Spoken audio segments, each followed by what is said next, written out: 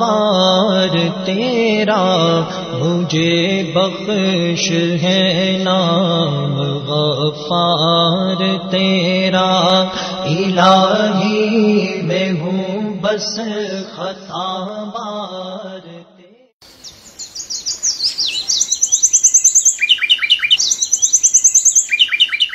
الحمد لله رب العالمين والصلاة والسلام على سيد الأنبياء والمرسلين وعلى آله وأصحابه أجمعين. أعوذ بالله السميع العليم من الشيطان الرجيم. بسم الله الرحمن الرحيم. ولا تكونوا كالتي نقضت غزلها من بعد قوة أنكاثا. اور اس عورت کی طرح نہ ہو جانا کہ جس نے اپنے سوت کو مضبوطی سے کاٹنے کے بعد ادھیڑ کر ٹکڑے ٹکڑے کر دیا. یہ آیت ایک ایسے عورت کی مثال ہے کہ جس نے اپنی محنت کو اپنے ہاتھوں سے برباد کیا ہو. یعنی سارا دن بیٹھ کر رسی بنتی رہی، رسی بناتی رہی، سوت بناتی رہی، اور شام ہوا سارا اکھیڑ کر رکھ دیا. جب رسی تیار ہو گئی اکھیڑ کر رکھ دیا، ٹکڑے ٹکڑے کر دیا. جو رسی بناتے ہیں، یہ سوت کاٹتے ہیں، وہی جانتے ہیں کہ یہ کتنا محنت طلب کام ہے. یہ تشبیہ قرآن مجید میں بیان کردہ مثال گھمن صاحب پر اس طرح فٹ آتی ہے کہ ہمیشہ ہی ہر جگہ تقریباً اپنے اکابر کا نام لیتے ہیں کہ جی ہم اکابر کی دفاع کرتے ہیں، ہم اکابر کی جنگ لڑ رہے ہیں، ان کے دفاع کی جنگ لڑ رہے ہیں، اکابر کی بہت زیادہ عظمت ہے ہمارے دلوں میں، اکابر کا احترام کرتے ہیں وغیرہ وغیرہ. لیکن اکثر اوقات ایسی حرکت کر جاتے ہیں، ایسی باتیں کہہ جاتے ہیں کہ جس کی زد میں ان کے اکابر ہی آتے ہیں، جن کی چوٹ، ان کے طنز، ان کی تنقید، ان کے طعن یہ جو کرتے ہیں، اس کی زد میں ان کے اپنے اکابر آ جاتے ہیں اور ان کے تیر اور ان کے نشتر کی چوٹ جو ہے وہ ان کے اپنے بڑوں پر فٹ آتی ہے. آپ دیکھ لیں گھمن صاحب کیا کہہ رہے ہیں. ایک لڑکی کی شادی ہوئی اور اپنے وہ سسرال چلی گئی. اتفاق سے وہ لڑکی نئی آئی تھی، اس کی کسی محلے کی لڑکی سے لڑائی ہو گئی. جب لڑائی شروع ہوئی تو مخالف لڑکی نے گالی دی، اس نے بھی جواب دیا، پھر گالی اس نے جواب دیا. اس لڑکی نے مخالف لڑکی سے کہا تیرے منہ میں سور تنا. کیا کہا؟ تیرے منہ میں، پنجابی سمجھتے نا، تیرے منہ میں خنزیر ڈالوں. اس نے کہا تیرے منہ میں بھابی تنا. یہ چپ ہو گئی بیچاری، اس کو جواب تو آیا نہیں. تو واپس آئی تو بڑی شرمندہ، اور ماں نے پوچھا بیٹی تیرا منہ لٹکا ہوا خیر تو ہے؟ اس نے کہا میں ہار گئی ہوں، ہارنے والے کا منہ تو لٹکتا ہی ہے نا. اس نے کہا کیوں ہار گئی، خیری صلاح پتہ تو لگے. انہوں نے کہا میں نے گال دی ہے، تیرے منہ میں خنزیر ڈالوں. انہوں نے کہا میں نے کہا تیرے منہ سور تو نہ، وہ نہیں تیرے منہ میں واپی تو نہ. ماں نے کہا پھر؟ اس نے کہا میں جواب نہیں دے سکی. ماں نے کہا کیوں جواب نہیں دیا؟ ساس کہتی ہے، کہتے جواب تب دے دیا مجھے پتا تو نا واپی ہے کیا، مجھے پتہ ہی نہیں، میں نے جواب کیا دینا تھا. ماں کہتی لے تو یہ تمہیں بھی نہیں پتا، 100 سور اڑاؤ نا تو ایک واپی بن جائے. تجھے یہ بھی نہیں پتا 100 خنزیر ملاؤ تو ایک بنتا ہے.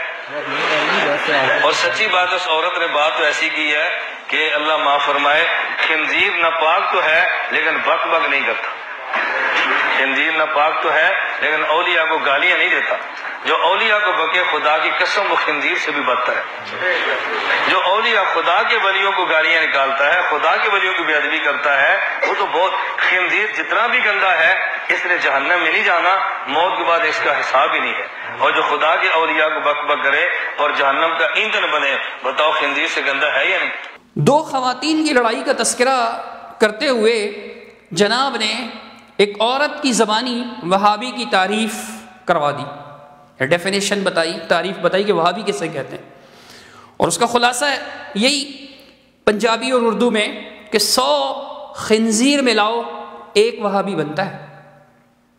پھر آگے سے کہتے ہیں سچی بات ہے اس عورت نے ایسی بات کہی، خنزیر نجس بھی ہے، فلاں بھی ہے، آپ سن چکے ایسا ہے ویسا ہے، لیکن اولیاء کو گالیاں نہیں دیتا. یعنی ان کے کہنے کا مقصد یہ ہے کہ وہابی اولیاء کو گالی دیتے ہیں. حالانکہ یہ نری تہمت ہے وہابیوں پر، جیسے انہی کے ہم مسلک حضرات، ان کے علماء کرام اور ان کے سب سے بڑے حضرت اعلیٰ حضرت ان لوگوں کے اکابر پر اور ان پر کفر کے فتوے چھاپ چکے ہیں، اس الزام کے ساتھ کہ یہ لوگ رسول اللہ صلی اللہ تعالی علیہ وسلم کو گالیاں دیتے ہیں۔ تو یہ گھمن صاحب اور ان کی ٹیم کے لوگ یہی اعتراضات باطل طور پر اہل حدیث پر کرتے ہیں کہ جی اب اولیاء کو گالیاں دیتے ہیں، حالانکہ جو لوگ جن کا واسطہ پڑا وہ جانتے ہیں کہ الحمدللہ اہل حدیث اس سے بری ہیں، اولیاء کو گالیاں نہیں دیتے۔ لیکن اب گھمن صاحب کا الزام ہے، اس سے آگے بڑھتے ہیں، انہوں نے یہ جو کہا کہ 100 خنزیر ملاؤ تو ایک سور بنتا ہے، یقیناً یہ طعن ان کا اپنے بزرگوں پر ہے، ہم پر نہیں۔ سنیے، ان کے فقیہ الامت اور قطب عالم رشید احمد گنگوئی صاحب، ان کی فتاوی رشیدیہ بڑی معروف ہے، اس میں وہ ان سے سوال ہوتا ہے کہ وہابی کسے کہتے ہیں۔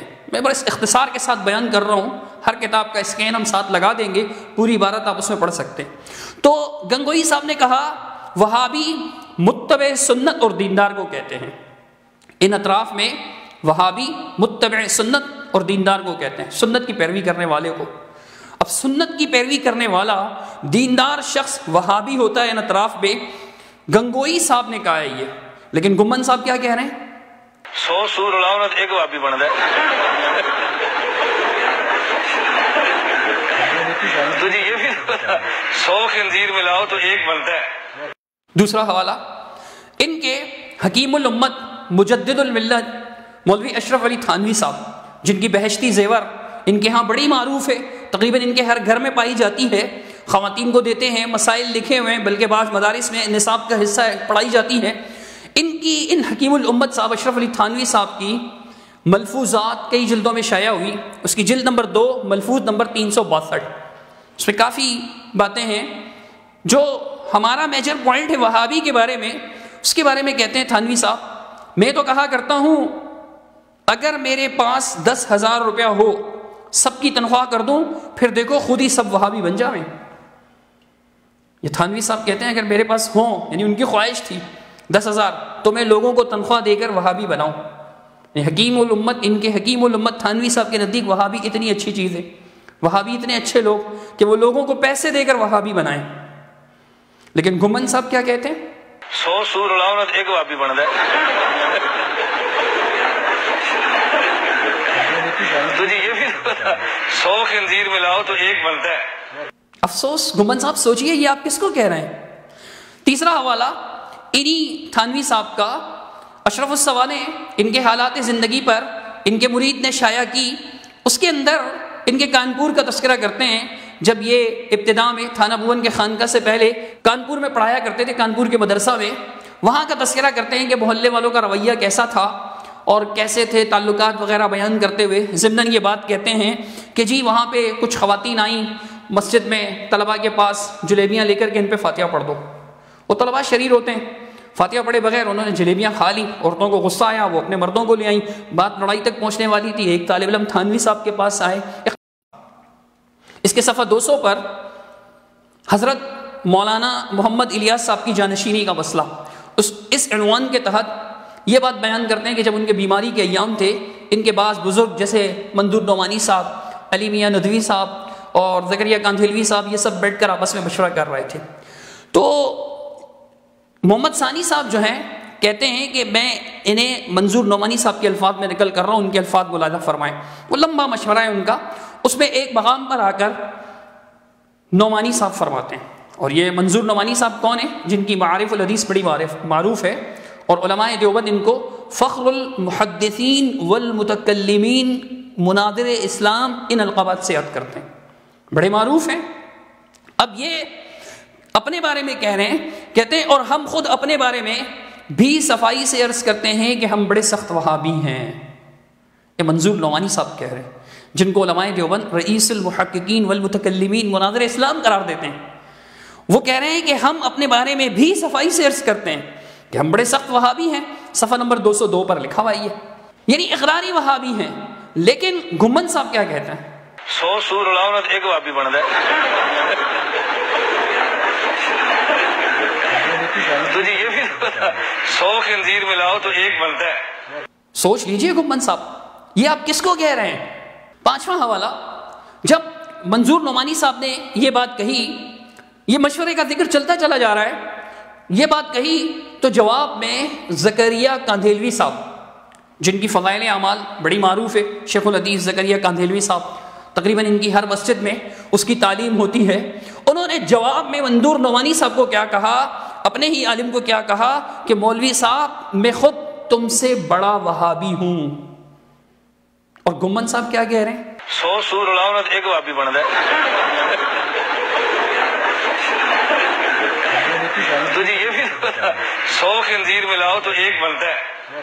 گمن صاحب یہ آپ کس کو کہہ رہے ہیں؟ ایک طرف آپ کے شیخ الحدیث ہیں، مناظر اسلام ہیں، رئیس المحدثین ہیں، رئیس المتکلمین ہیں، حکیم الامت مجدد الملت ہیں، فقیہ الامت ہیں، قطب عالم صاحب ہیں، یہ سب تو وہابی کی تعریف کر رہے ہیں، بعض خود کو خود وہابی کہہ رہے ہیں، بعض تنخواہ دے کر وہابی بنانے کی بات کر رہے ہیں، بعض اپنے طلبہ کو وہابی کہہ رہے ہیں، اور آپ ہیں کہ وہابی کی اتنی گھٹیا تعریف کر رہے ہیں.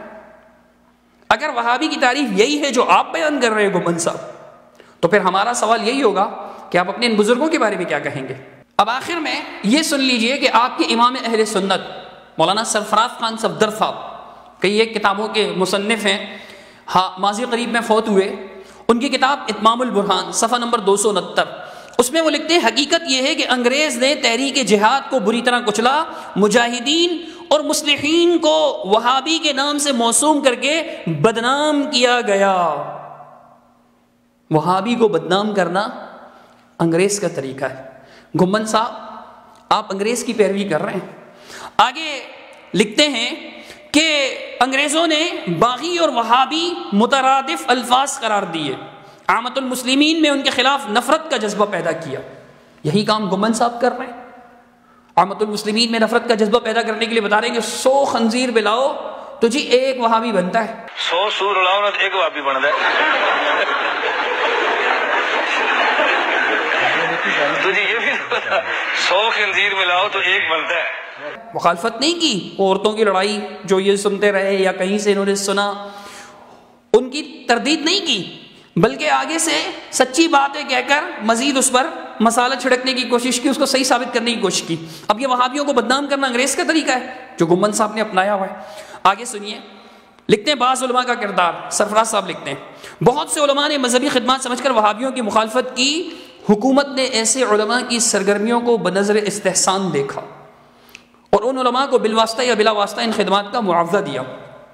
یعنی ان علماء نے انگریز کے کہنے پر مخالفت کی تو ان کو انعام و اکرام سے نوازا گیا. وہابیوں کو مسجد میں نماز پڑھنے سے روکا گیا، مقدمات قائم کر کے ان کے قبضے سے مسجدیں نکالی گئیں. ایک عرصے تک حکومت کی عام پالیسی اس سلسلے میں یہی رہی کہ ایسے مقدمات میں بالعموم وہابیوں کی مخالف پارٹی کے حق میں فیصلہ ہوا. مولوی وسیع احمد صورتی نے ایک فتویٰ جامع الشواہد فی اخراج الوہابیین عن المساجد مرتب کیا. گمنام سے گمنام مولوی نے اس پر دستخط کیے. اس فتوے کی خوب تشہیر ہوئی. آگے بھی کچھ اس قسم کے فتووں کا ذکر ہوا ہے. یہ جامع الشواہد جو ہے یہ کتاب آل الحدیث کے خلاف لکھی گئی ہے کہ وہابیین کو مسجد سے نکالا جائے. یہ کتاب آل الحدیث کے خلاف لکھی گئی ہے.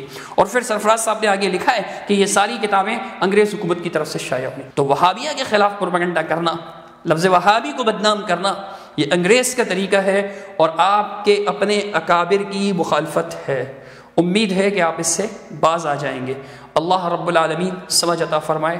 اقول قولی ھذا استغفر اللہ لی ولکم ولسائر المسلمین اجمعین برحمتک یا ارحم الراحمین. الہی میں ہوں بس خطاوار تیرا، مجھے بخش ہے نا